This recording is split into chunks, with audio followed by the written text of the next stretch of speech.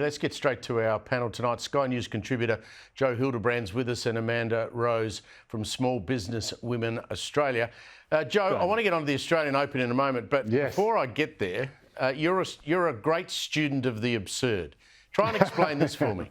Australia has a bunch of helicopters called Taipans. They've had some safety issues, but experts tell us they're a pretty good bit of gear.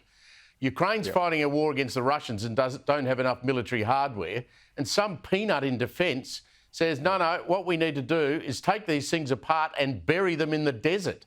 How's that make any sense? Yeah, I really just do not understand this. And I think that Australian politics and probably all political systems, all governments are bedevilled by minutia. They're bedevilled by bureaucrats, I think, who see something in front of them thinking, right, I've got to tick all these boxes. Oh, there could be an OH&S issue here. You know, you wouldn't want to send, you wouldn't want anyone to be unsafe in a war zone. And so, and so they think, all right, well, we've got to do all these little things. And there's no one actually just looking at the overall big picture and saying, right, how can we actually make this work in both cases? And that, of course, is what our elected representatives are meant to do. And Richard Marles is a pretty sensible guy most of the time, so I do find it passing strange that there has been, as reported in the Oz today, this resistance, or the fact that, I'm not sure if it's even been a resistance. It seems like this request from Kiev for more support, more equipment, has just got lost in this kind of Byzantine bureaucracy somewhere. So, yes, it is absurd, and unfortunately it's absurd,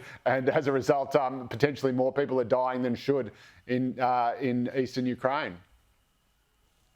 Yeah, it's great fodder for utopia, I would have thought. Let's get on to the Australian Open now. I mentioned at the beginning of the program that the Australian Open is celebrating everything but Australia Day. They've got First Nations Day, that's fine. Yvonne Goolagong-Cawley was there, that was great.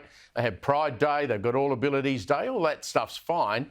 But they're going to ignore completely our National Day, which I just find disgraceful. Amanda, surely the Australian Open on the 26th of January, which is in the middle of the tournament, getting into the semi-finals, could find 5 minutes to say, we love being here in Australia, surely. Look, this is very, very disappointing. And look, I'm an Australian Day ambassador for Georges River Council, and I am really saddened by it because when you think about it, Australia means bringing people together. We have such a mix of cultures in this country, and really, if you go overseas and you mention Australia, they think, oh, you guys are so cool and you get along with everyone. And just to wipe it completely, and for the Australian Open, I mean, really, if they want to get rid of it, get rid of the word Australia in the match or on the tournament altogether. But really, this is an opportunity to bring people together, and I think that's what they're missing. So instead of seeing it as, look, we're upsetting a certain group of society, and fair enough, everyone has a right to be upset about certain things, but overall, big picture is how can we bring people together and how can we celebrate all the wonderful things that our country has to offer? Joe, News Limited Papers broke this story today, and when you dig into it, it gets even worse. So each year at the Australian Open, you have an Australian legend, which is going into a Hall of Fame.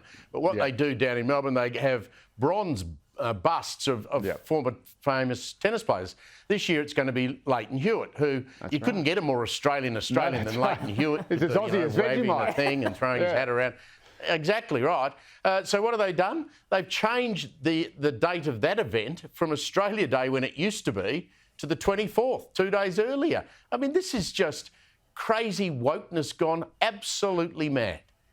Yeah, and more importantly, I think it's just, as you mentioned earlier, it's just that absurdity of it. The idea, firstly, that these sorts of ridiculous virtue signalling gestures are going to make any difference, are going to have any material benefit to the lives of disadvantaged Indigenous communities is absolutely ridiculous. In fact, it puts people off even considering or wanting to address these issues, because they think that in addressing Indigenous issues and helping Indigenous people, that means that everyone else has to lose something, that this is some kind of zero-sum game. And it's this sort of stuff. I was a big Yes supporter and campaigner, and I can tell you absolutely, card-carrying fact, London to a brick, this sort of stuff is what cost the Yes vote its victory. This sort of stuff is why it went from 60% pro-yes to 60% no. And it's just so counterproductive, self-destructive, idiotic. I mean, you could use any name under the book. It's the same as things like, the Triple J Hottest 100 moving from the 26th of January to the 25th. I mean, Great, that's fine. And let me just check the Closing the Gap report. Did that do anything? No, nothing. It's madness. And the idea that you would, just pretend that the day doesn't exist. And we know that 2/3 of Australians want Australia Day on the 26th of January. If anything, like the Australian Open, it's a great sort of bookend to the summer holidays. It's a great sort of last hurrah. No one's going around celebrating genocide. In fact, the official protocols of Australia Day, as Amanda would know, is not just to celebrate, but also to reflect. So we reflect on our past. We think about how we can better embrace Indigenous people and make sure that they aren't excluded from society. And it's a great day for migrants as well. I mean, the strongest support for Australia Day comes from people from overseas, people who have come here from overseas, who are desperate to become citizens and share in our bounty. It's madness, this stuff. Amanda, the two males on this desk are going to tiptoe very carefully around this next issue and leave it entirely up to you. I speak, of course, of tennis legend Martina Navratilova. Now, she's had a go at Naomi Osaka after she lost her first-round match at the Australian Open. Have a listen to Martina. She couldn't get to the ball that she wants to hit because she's not in shape. I'm surprised that she really started playing, that she got on the tour, that she played this tournament without clearly being in the top shape that she needs to be. Now, Amanda, we know that Naomi had a baby, I think 6 months ago. If a bloke had said this, there'd be calls for his head. Over to you while Joe and I just sit and listen. Look, the fact that she's playing after having a baby 6 months ago is phenomenal, and I think that should be celebrated to begin with.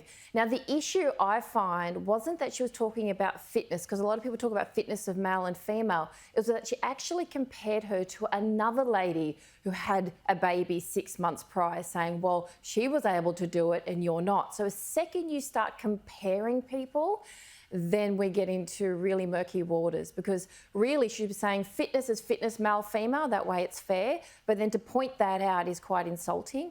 And really, I would much prefer pointing out the positives of someone, because I'm sure she's well aware of her level of fitness, and I think we should be celebrating the fact that a mother who's given birth 6 months prior is competing at such a huge tournament. Joe, Victorians are still upset about the fact that Dan Andrews decided it was too expensive to hold the Commonwealth Games. He wrote out a cheque and ran away in the other direction as fast as he could go. I get a sense of a little backward step from the new Queensland Premier, Stephen Miles. He's talking about the 2032 Olympic Games. Apparently John Coates says the Games are in jeopardy if transport's not upgraded.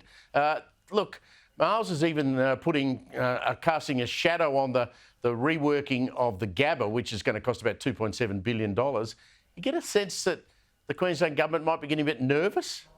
Yeah, there's something about Queensland and Victoria, these left Labor states, and I say that in contrast to the great, mighty, one true, holy Roman Apostolic Church of the New South Wales Right, which is running the show in Sydney. But I just find it staggering that I think, is it something of a kind of left-wing cultural cringe against sport, where you think we don't actually need this? It's only sort of, food and bread and circuses for the masses, and really, this isn't the sort of stuff we want. We'll announce it to win an election, but then after that, we'll quietly just, cut the umbilical cord. I don't know, but it is passing strange. I mean, Stephen Miles has now ordered a review into a $2.7 billion knockdown rebuild of the Gabba that he himself approved as minister assisting the Premier on the Olympics. So he signed off on this thing, and then as soon as he becomes Premier, he's asked for an independent review of the thing he signed. I just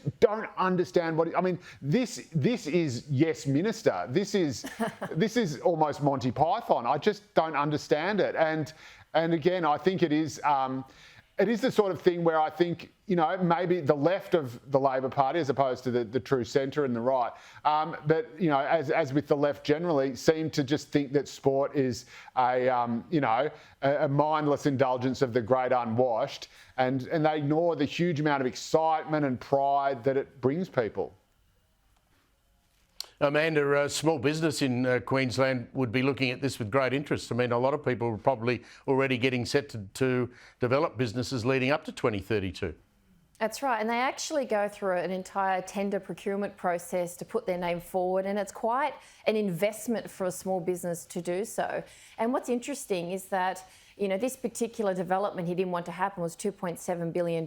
And I can understand if someone is cautious because of a blowout or potential blowout of the Olympics, like with the Commonwealth Games and the claim that that was the case. The Tokyo Olympics was $13 billion, and that was 20% above what they actually expected it to cost. So if it's a genuine concern, that's great, because that's what we want. We want our politicians to actually look at the business case and so forth, but make it transparent. Show everyone what's going on. Show them what you signed off on exactly and why that's changed, and be honest and truthful about it, because it does have a ripple effect to the small business owners. A lot of businesses rely heavily on probably 2 to 3 years worth of work from this particular activity. And if they stop it, or if they pull out on something last minute, that could ruin livelihoods. Joe Hildebrand and Amanda Rose, always nice to catch up with you. Thank you very much for joining us tonight.